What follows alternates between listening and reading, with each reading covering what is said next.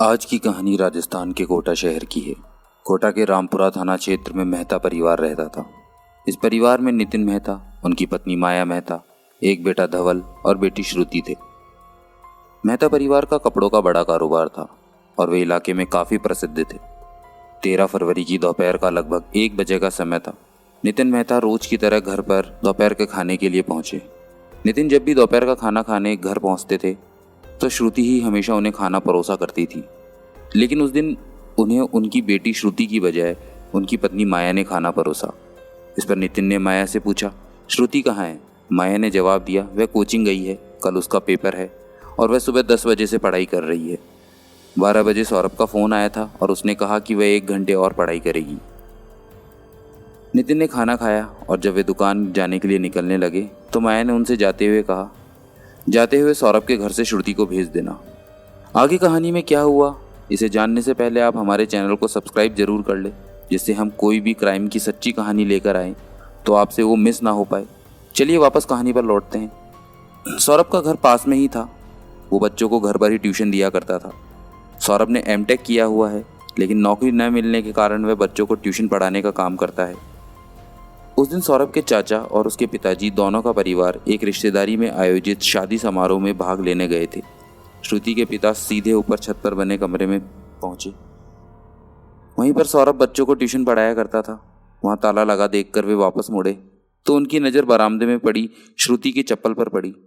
चप्पल छोड़कर तो श्रुति कहीं नहीं जा सकती थी। उनका मन आशंकाओं से भर गया, इसलिए उन्होंने तुरंत सौरभ को फ़ोन लगाया। सौरभ का फ़ोन स्विच ऑफ आ रहा था। इससे चिंतित होकर उन्होंने आसपास के लोगों को बुलाया और सौरभ के कमरे का ताला तोड़कर अंदर प्रवेश किया। अंदर पहुंचते ही उनकी बेटी श्रुति की खिड़की पर रस्सी से लटका पाया। इस दिल दहला देने वाले दृश्य को देखकर उन्होंने तुरंत पड़ोसियों को बुलाया। पड़ोसियों ने भी स्थिति को देखते हुए रामपुरा पुलिस को सूचना दी। खबर मिलते ही एसपी केसर सिंह खुद मौके पर पहुंचे।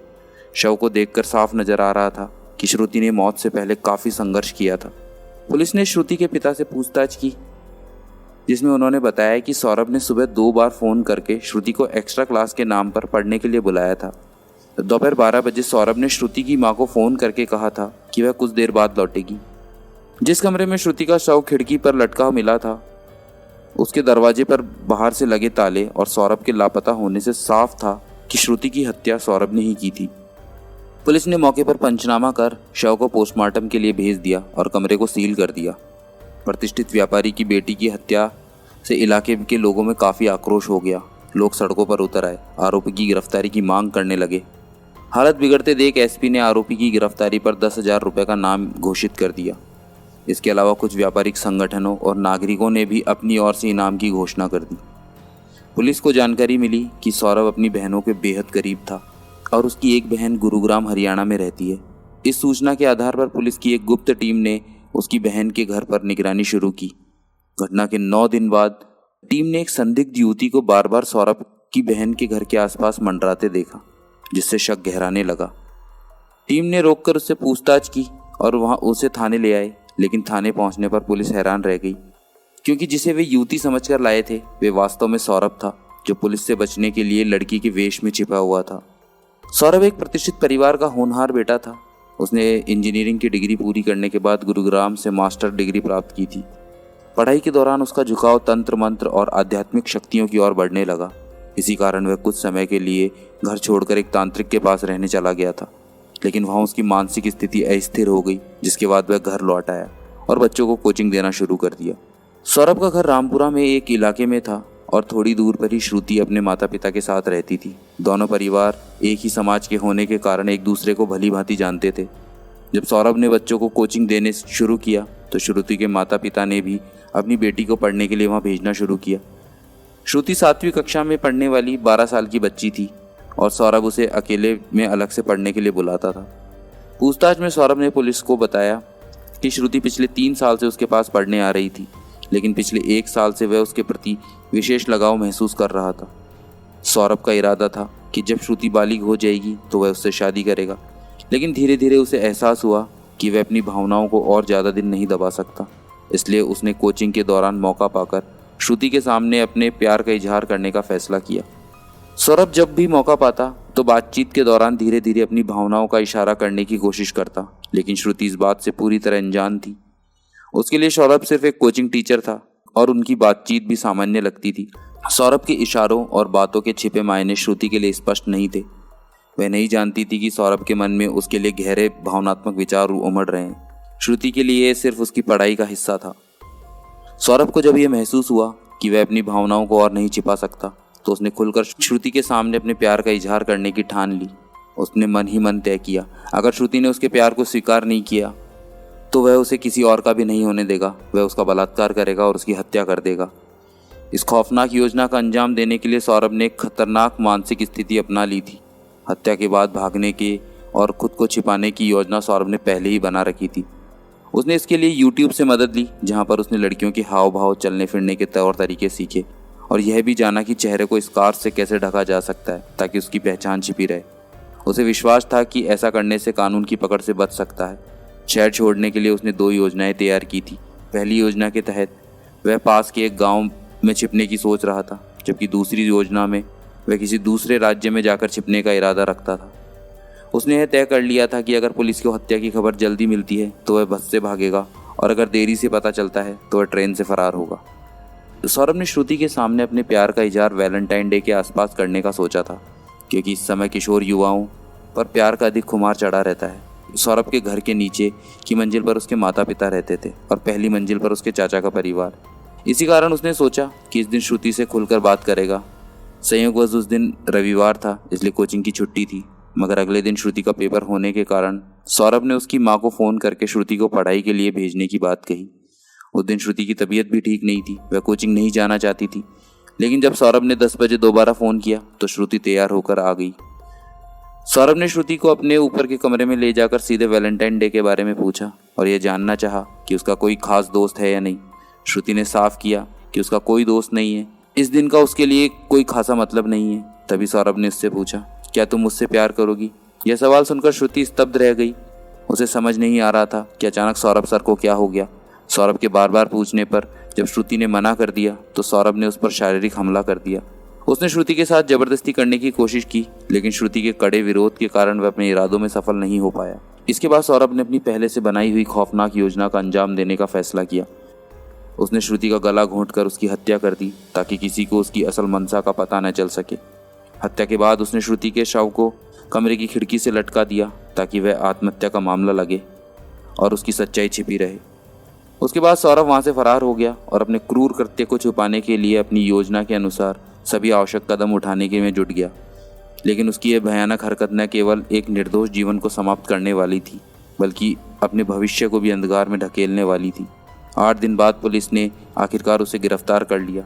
आपको बता दें कि सौरभ ने हत्या बाजीगर फिल्म से प्रेरित होकर की थी। उसने फिल्म में देखा था कि कैसे एक व्यक्ति अकेले में गला दबाकर हत्या करता है और कैसे हत्या के दौरान किसी शोर को दबाया जा सकता है। सौरभ ने पुलिस को बताया है कि श्रुति का गला ठीक उसने उसी तरह घोंटा था। अब पुलिस के पास सौरभ की गिरफ्तारी के बाद स्पष्ट तस्वीर थी कि कैसे उसने अपनी विकृत मानसिकता के चलते एक मासूम बच्ची की जान ले ली। पूछताछ के दौरान सौरभ ने कबूल किया कि उसने बाजीगर फिल्म से प्रेरित होकर हत्या की योजना बनाई थी। उसकी योजना इतनी सूक्ष्मता से बनाई गई थी कि अगर पुलिस ने जल्दी कार्रवाई नहीं की होती तो शायद वह फरार हो जाता और कानून की पकड़ से बचा रहता। अब इस दिल दहला देने वाली घटना के बाद पुलिस ने सौरभ के मनोविज्ञान और उसकी विकृत सोच की गहराई से जांच शुरू की है। ये थी आज की पहली कहानी। चलिए दूसरी कहानी शुरू करते हैं। 15 अक्टूबर 2021 की सुबह करीब 8 बजे का समय था जब खुरई थाना प्रभारी TI अनुज सिंह ठाकुर को अपने थाना क्षेत्र के पास एक गांव से विवाहित युवती रचना की हत्या की सूचना मिली। मामला गंभीर था, इसलिए उन्होंने तुरंत ही इसकी जानकारी SDOP सुमित केरकट्टा को दी और थाने में अपनी टीम के साथ मौके पर निकल पड़े। कुछ ही देर में वे विश्वनाथ भार्गव के घर पहुंचे, जहां उनकी 22 वर्षीय बहू रचना की रात में किसी ने हत्या कर दी थी। मामला हत्या का लग रहा था, इसलिए SDOP श्री केरकट्टा घटनास्थल पर पहुंचे। उन्होंने वहां पर FSL टीम को भी बुला लिया।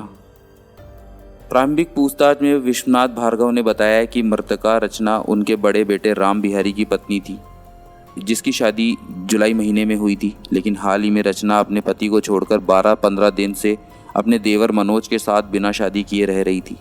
रात लगभग 9 बजे मनोज और रचना दोनों ने खाना खाया और फिर अपने कमरे में सोने चले गए। चूँकि उनका रिश्ता नया था इसलिए आमतौर पर दोनों सुबह 10-11 बजे से पहले कमरे से बाहर नहीं आते थे। लेकिन आज सुबह जब मैंने देखा कि ये मनोज के कमरे का दरवाज़ा खुला था तो मुझे थोड़ा आश्चर्य हुआ, लेकिन ज़्यादा ध्यान नहीं दिया। जब मैं कमरे के पास से गुजरा तो मेरी नज़र ज़मीन पर पड़ी रचना पर गई। उसके कपड़े अस्त व्यस्त थे और चारों ओर खून फैला हुआ था। मैंने तुरंत परिवार के अन्य सदस्यों को जगाया और पुलिस को सूचना दी। विश्वनाथ की बातें सुनने के बाद टीआई ठाकुर ने उनसे मनोज के बारे में पूछा। इस पर विश्वनाथ ने बताया कि मनोज गायब है। यह सुनते ही पुलिस को मामला समझ में आ गया।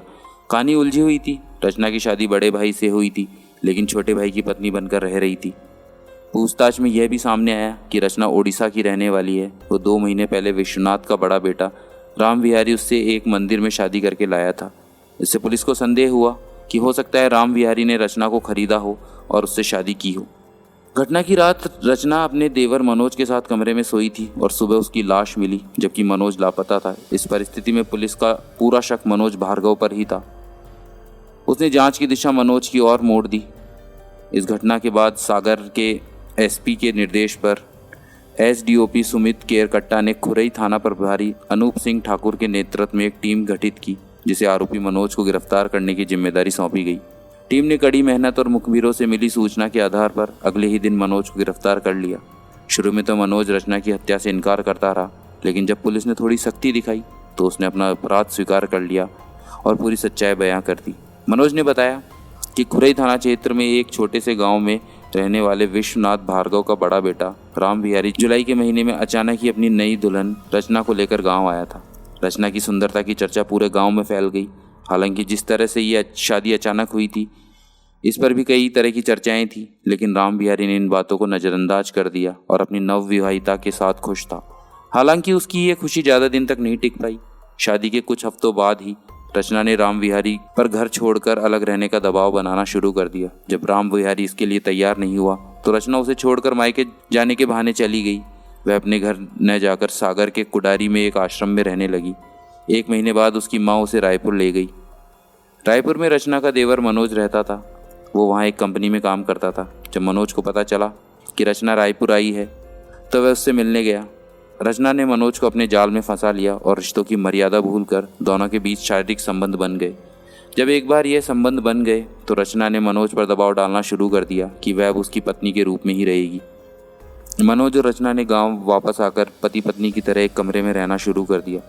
राम विहारी ने बड़ी भारी मन से इस स्थिति को स्वीकार कर लिया और परिवार वालों ने भी दोनों की शादी करवाने की योजना बनाई। हालांकि मनोज और रचना को शादी की कोई परवाह नहीं थी, क्योंकि वो पहले से ही साथ रह रहे थे। मनोज ने बताया कि रचना की शारीरिक ज़रूरतें बढ़ती बहुत ज़्यादा थी। वह दिन रात उसे अपने कमरे में बंद रखती। सबसे बड़ी परेशानी तब शुरू हुई जब रचना अपने दोस्तों से फ़ोन पर अश्लील बातें और व्हाट्सएप पर अश्लील वीडियो देखती रहती थी। वह उन वीडियो को दिखाकर मनोज से भी वैसा ही करने की मांग करती थी। जब मनोज ने उसे इस बारे में टोकने की कोशिश की तो रचना कहती, जिंदगी के 4 दिन है और जवानी सिर्फ आज की रात, जितना हो सके जी लो। मनोज को यह भी शक था कि रचना का पहले पति से भी कोई संपर्क था, क्योंकि वह अपने पति के बारे में कोई जानकारी नहीं देती थी। इन सभी बातों के चलते मनोज और रचना के बीच तनाव बढ़ने लगा, खासकर एक दूसरे लड़कों से फ़ोन पर बात करने को लेकर। घटना की रात को मनोज और रचना के बीच पहले शारीरिक संबंध बने। इसके बाद मनोज थक कर सो गया तो रचना ने फिर से फ़ोन पर किसी से बात करना शुरू कर दिया। जब मनोज की नींद खुली तो उसने टोका तो रचना ने गुस्से में कहा, मेरी निजी ज़िंदगी में ज़्यादा दखल मत दो, वरना जैसे तेरे भाई को छोड़ा है तुझे भी छोड़ दूंगी। यह सुनकर मनोज का गुस्सा फूट पड़ा और उसने रचना का गला दबाकर हत्या कर दी। रिश्तों की मर्यादा का उल्लंघन और उनका गलत इस्तेमाल अक्सर गंभीर परिणामों की ओर ले जाता है। रचना को अपने देवर के साथ संबंध बनाना और फिर पति के रूप में स्वीकार करना एक असामान्य स्थिति थी, जिससे पूरे परिवार में तनाव और अव्यवस्था पैदा कर दी। रिश्तों में धोखा, जैसा कि रचना ने पहले अपने पति को दिया फिर अपने देवर के साथ किया, वह न केवल अनैतिक था बल्कि घातक भी साबित हुआ। मनोज का यह कहना कि रचना के अन्य पुरुषों से संबंध उसकी हत्या का कारण बने, यह दर्शाता है कि एक गलतफहमी या धोखा कितनी बड़ी त्रासदी को जन्म दे सकता है। ये कहानी एक चेतावनी है कि हम सब मिलकर अपने समाज को बेहतर बनाने की कोशिश करें। इसी तरह की सच्ची घटनाओं और उनसे मिलने वाली सीखों के साथ मैं फिर लौटूंगा। तब तक के लिए सुरक्षित रहें, सतर्क रहें और ध्यान रहे कि किसी भी संदिग्ध स्थिति में सही कदम उठाना कितना आवश्यक है। धन्यवाद।